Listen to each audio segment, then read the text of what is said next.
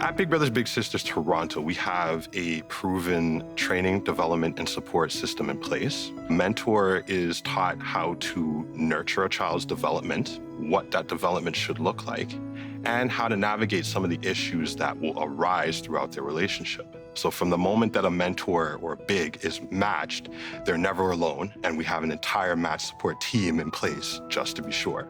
With respect to volunteer recruitment goals, right now at Big Brothers Big Sisters, we're going through a decentralization strategy. And what that entails is less of a focus on a headquarters, the Yonge Street headquarters, and more of a focus on community hubs, just so we're in a better position to be able to respond to grassroots activities or local challenges and things like that. So essentially what makes a match successful is simply just how we create a match.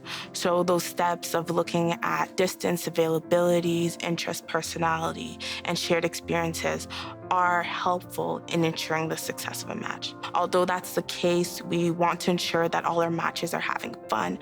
However, we also have to create intentional relationships. In order to create intentional relationships, we conduct trainings with our families and volunteers, giving them a better understanding of child safety, match expectations, and developmental relationships. All our littles that come into our program have one thing in common. They want our program. They want to mentor, and they want to create a long-lasting relationship.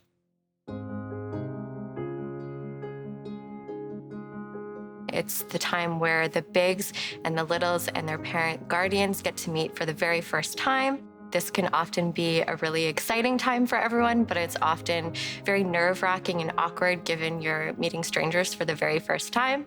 So my role is to really just facilitate this first meeting, making sure everybody feels comfortable and safe, ask any questions about the program, any expectations, just making sure everybody's on the same page, as well as some fun icebreaker activities to get to know each other a little bit more and start the match out on a really positive and healthy note for everyone. Match support is really about involving all participants in the match. So we want to ensure that everyone feels healthy, safe, but is also having a fun and enjoyable experience. We ask bigs how they're doing, if there's any questions, concerns, challenges, or positive feedback as well. We ask littles if they're feeling safe, if they have any goals they want to work on. We want to make sure parents and guardians are included and they feel that the match is progressing in a positive manner as well.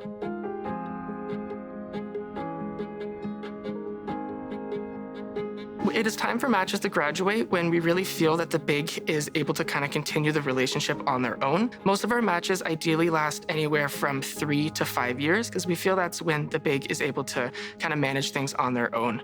So through the assessments that we do with our bigs yearly, we are able to kind of have conversations, see where things are at, and if we feel that the big is able to kind of meet the little's needs, able to kind of manage difficult conversations with parents, is able to help support the little as best as possible, that's usually when we feel that we can kind of celebrate the match, celebrate where it is at, and kind of allow the match to continue organically on its own. What I love most about the graduations is you really just see that growth. You really get to see how strong that relationship is between the big and little and how much of an impact they've had. And that's not only on the little, it's also on the parent guardian. Sometimes the parents talk about these amazing stories and how the big is now part of their family and they're going to continue this relationship moving forward into the future as kind of a big family together, which is really, really nice.